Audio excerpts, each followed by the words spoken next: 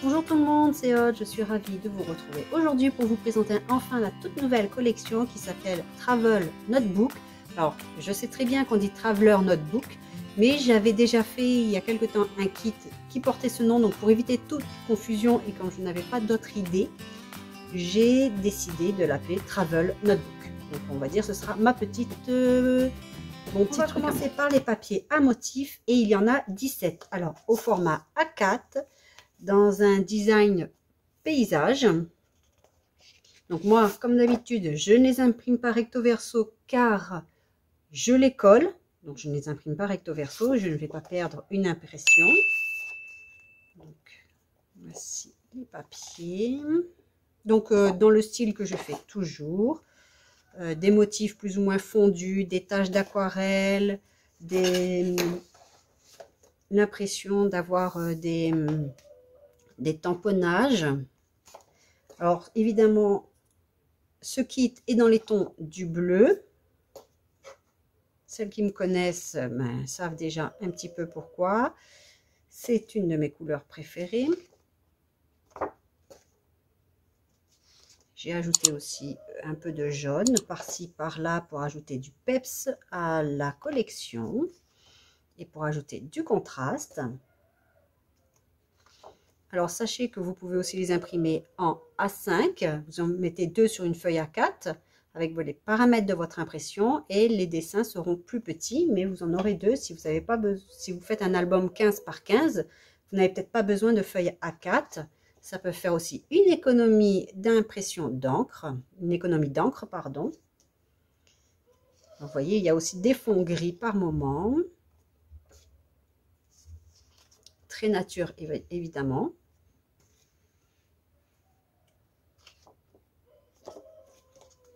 Ceci, c'est pour faire un petit peu comme des tampons bois.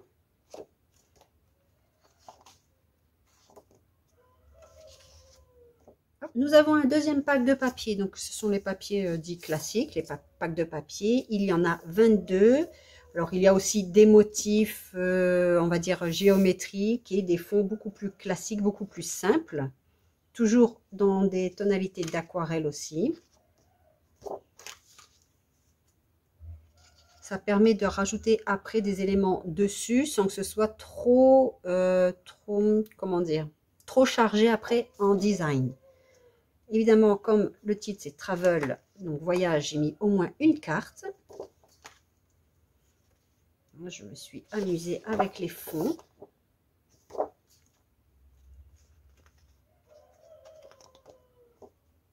Alors, on me demande aussi souvent sur quoi je les imprime. Alors cette fois-ci, j'ai imprimé sur du 200 grammes, donc ils ne sont pas très épais. Mais c'est suffisant car je colle sur du cardstock. Et j'imprime aussi avec une imprimante jet d'encre. Donc l'imprimante que j'ai, enfin les 2 imprimantes que je possède et que j'utilise, vous avez les références dans la barre de description. J'explique aussi quel papier j'utilise, donc du DCP 200 grammes ou 220 grammes, 250 grammes, en fonction de ce que je veux réaliser.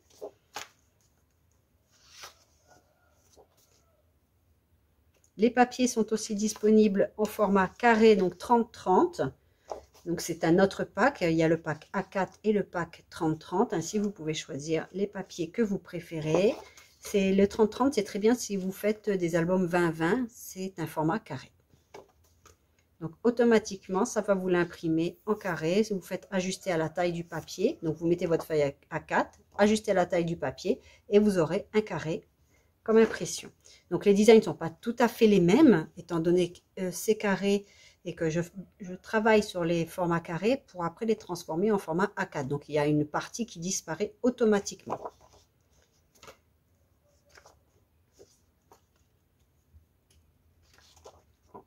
Celui-ci, je sais pas. Ouais, j'aurais pu le mettre dans motif. Alors, il est peut-être dans le motif. Il faudrait que je regarde. Il est peut-être mal rangé ici. Mais bon, vous avez une idée des papiers qu'il y a.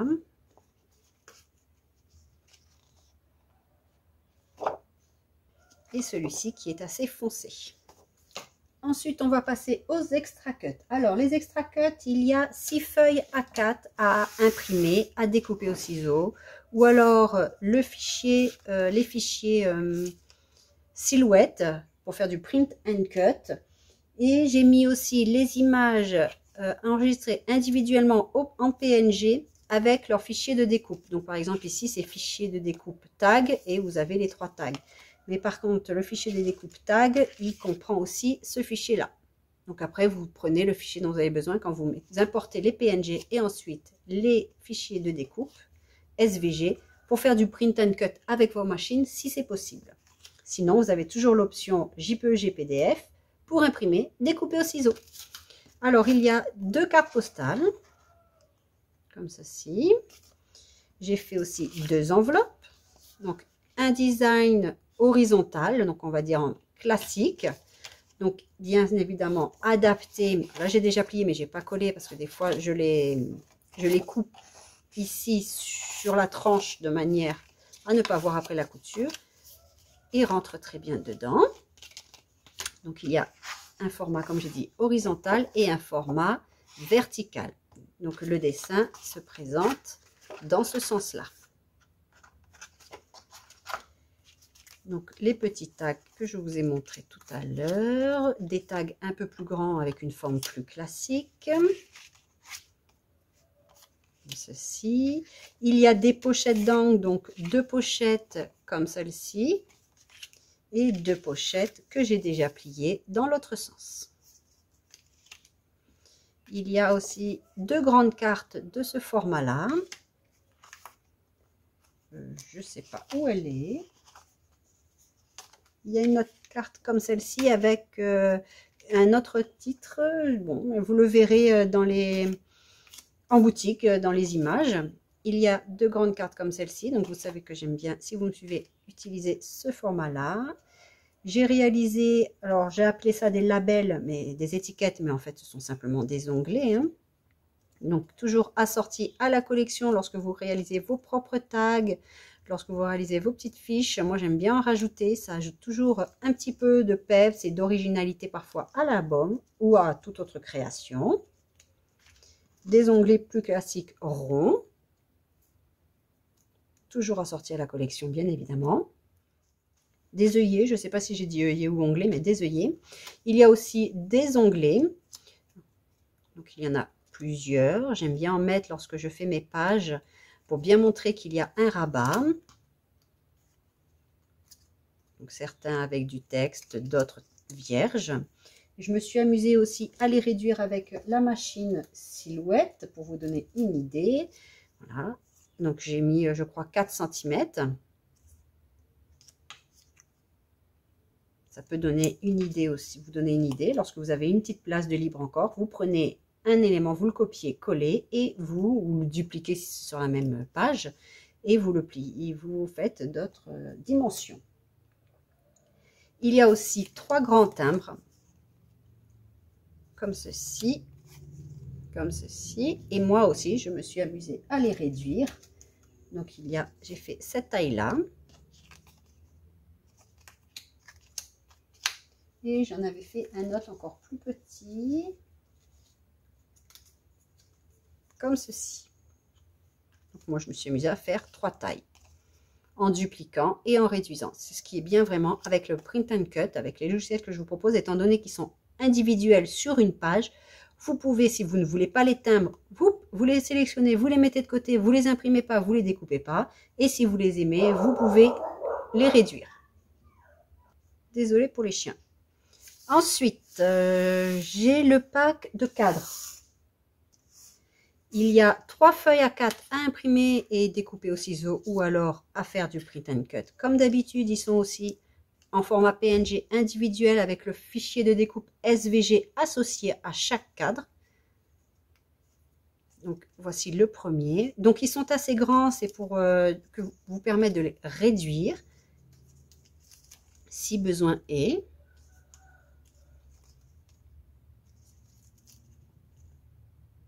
À l'envers, et celui-ci qui reprend un globe. J'ai aussi des compositions. Les compositions, il y a 2 A4 à imprimer et c'est 10 images différentes, comme ceci.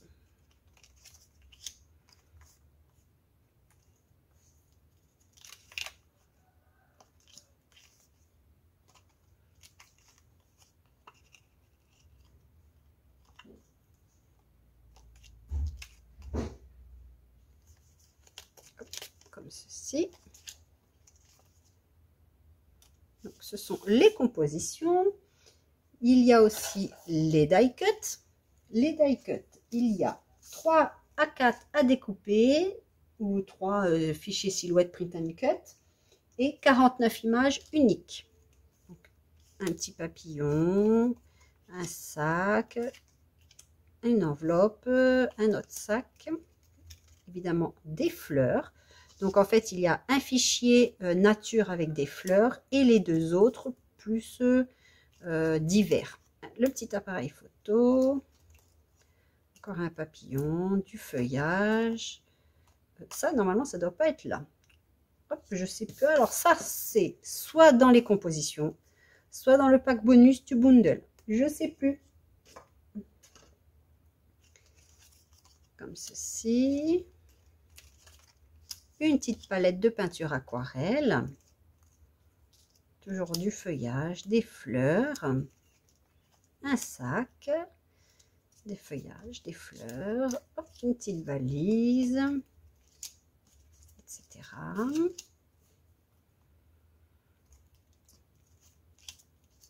Pareil, à vous de choisir ce que vous voulez imprimer. Alors par exemple ici, vous voyez, j'avais certainement un peu de place et je l'ai réduit pour compléter. Donc ça peut être très sympa de mettre sur une page et après, même par exemple quand on a comme ceci, et on met la petite pince et on rajoute d'autres éléments pour ajouter du relief à la création. Une petite pince, alors j'avais pas pensé, une trombone pardon, j'ai pas pensé, mais on peut découper ici pour faire pour l'insérer dedans. Après vous pouvez très bien le rajouter sur votre fichier silhouette ou avec un petit cutter à la main. Hop. Le petit globe, si vous voulez faire par exemple vous le collez avec votre stylo, vous écrivez la Réunion, ici pour la Réunion, hop, en France, Angleterre, Afrique du Sud, etc., etc. Vous pouvez faire comme ceci sur une carte, c'est sympathique. Et voici les die cuts. Il y a 2 packs de tampons digitaux. Alors, les tampons digitaux sont disponibles en JPEG PDF, donc vous les imprimez et vous les découpez au ciseau. Disponibles en print and cut, donc vous les mettez dans votre logiciel, vous ouvrez dans votre logiciel Silhouette, vous envoyez l'impression et ensuite vous envoyez à la découpe sur votre tapis de découpe, tapis de transport. Mais vous les avez aussi, comme pour les autres tampons digitaux qui sont sortis dernièrement en boutique, avec le stylo, le porte-stylo Silhouette. Alors moi j'utilise, car on m'a encore posé des questions, donc j'essaierai de vous remettre une petite vidéo, je vous remettrai en haut à droite, où j'en parlais. J'utilise celui-ci, donc c'est l'adaptateur pour la Cameo 4. Il y a le petit truc derrière là pour qu'ils reconnaissent que c'est le porte-stylo. Vous pouvez aussi utiliser les adaptateurs pour les stylos pens de Silhouette. Donc c'est un autre format qui se présente comme ceci. Alors ça c'est pour la Cameo 4 il me semble, et vous mettez les stylos pens ici. Donc les stylos pens, pas tous les stylos, uniquement les stylos de Silhouette pour celui-ci. Et il se présente comme ceci. Alors j'en suis pas fan. Déjà ils sont petits, il n'y a pas beaucoup d'encre dedans. Personnellement je suis pas fan de ces stylos. Le blanc par exemple, il n'est pas mieux qu'un autre stylo blanc comme ceci. Et quand vous écrivez avec du blanc sur un craft ou un papier noir, un papier contrasté par rapport au blanc, je vous conseille de faire d'y aller très doucement dans la vitesse de votre logiciel, et de temps en temps, si vous voyez que ça écrit plus, de mettre une pause pour laisser le temps à l'encre de descendre, parce que quand ça va trop vite, ça n'écrit plus. Et pour le moment, j'ai pas trouvé encore le stylo blanc adéquat, le meilleur pour pouvoir écrire avec la Silhouette. Et vous avez aussi donc les PNG individuels et les fichiers de découpe pour chaque image, chaque texte associé. Donc c'est un mélange de texte et d'images. Des petits godets de peinture, évidemment, comme il y a la palette à l'intérieur. Des textes. Ici, il met comme si on avait mis 2 Polaroids ensemble, l'un avec l'autre, derrière l'autre. Toujours des textes. Donc j'ai écrit à la Silhouette et j'ai utilisé, alors vous allez voir, ces fichiers-là, ils ont 2 couleurs. enfin 3 on va dire. La couleur, par exemple souvenir, c'est écrit en bleu et de vacances, c'est écrit en noir. J'ai fait ceci pour vous permettre, si vous le souhaitez, alors là j'ai mis un stylo plus épais et pour le bleu et un stylo fin pour le noir, mais vous pouvez aussi faire un stylo doré et un stylo comme ceci, le stylo doré pour le bleu et le stylo noir pour le noir. Alors ça peut vous donner des idées. Alors le doré, c'est un Posca. Je retrouve plus mon stylo, c'est pas grave, j'essaierai de vous montrer la prochaine fois. Donc le stylo doré, c'est un Posca et en général j'utilise des stylos qui sont résistants à l'eau. Donc par exemple là c'est un argenté, là c'est les classiques on va dire. Il y a écrit waterproof, water resist. C'est écrit comme ceci sur les stylos. Donc vous avez des mines différentes. Ici c'est un 0,1, ici un 0,9. Donc vous faites vos tests pour voir ce que le différent rendu. Le rendu évidemment est différent en fonction de l'épaisseur de votre mine. Par exemple là mon Posca est plus épais que mon feutre noir que j'ai utilisé ici. Bon, j'ai réduit aussi un peu l'image, mais du coup je n'ai plus les traits blancs. Par exemple, dans le E en haut, là, je ne l'ai quasiment plus parce que ma mine est plus épaisse. Donc, les rendus peuvent être différents en fonction des stylos que vous utilisez. Exactement comme en calligraphie, lorsque vous utilisez différents stylos. Donc, ceci, c'est le pack numéro 1. Non, pardon, le pack numéro 2. De toute façon, il y a les images en boutique. Ne vous inquiétez pas, vous allez retrouver.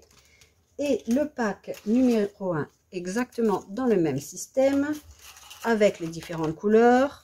Pour écrire avec des stylos de mine différentes ou de couleurs différentes. Et le rouge à la fin, évidemment, c'est pour la découpe. Et vous avez une pause entre les deux stylos et la découpe pour pouvoir changer justement les stylos si vous en avez besoin. Si vous ne voulez pas changer, vous enlevez la pause et ça va continuer tout seul. Celui-ci, par contre, faites pas attention. J'ai rajouté après la découpe intérieure, mais je l'avais oublié. Donc, il y a la petite pince qu'on retrouve qui est aussi en format die cut. L'appareil photo ici, qu'on retrouve hop, ici. Et bien sûr, les mots. Alors là, vous voyez, c'est ce que j'expliquais la dernière fois. Quand le papier ne colle pas, n'adhère pas suffisamment, c'est-à-dire que par endroit, il ne colle pas au tapis, voilà ce qu'on a. Étant donné qu'il est plus haut, et la mine, lorsqu'elle se soulève, elle continue de toucher le papier. Ce qui est normal. Après, j'ai recollé mon tapis et je n'ai plus eu de problème. Mon papier sur le tapis. Et de même, lorsque votre mine est trop enfoncée, il faut bien mettre le petit capuchon qui est disponible avec le porte-stylo de manière à bien placer son crayon. Donc ça, c'est le numéro 1. Tampons digitaux numéro 1. Associés, coordonnées au kit. Bien sûr, vous pouvez aussi compléter avec les premiers tampons digitaux que j'ai mis en boutique du nom de Voyage Intense. Je n'ai pas mis le même nom pour ce kit-là. Je ne sais d'ailleurs pas pourquoi. Ensuite, il ne reste plus qu'un seul pack. C'est le pack bonus.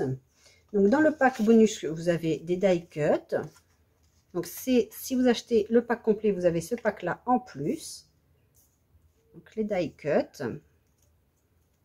Des petites compositions. Et j'ai fait une petite carte, toujours pareil, avec le porte-stylo.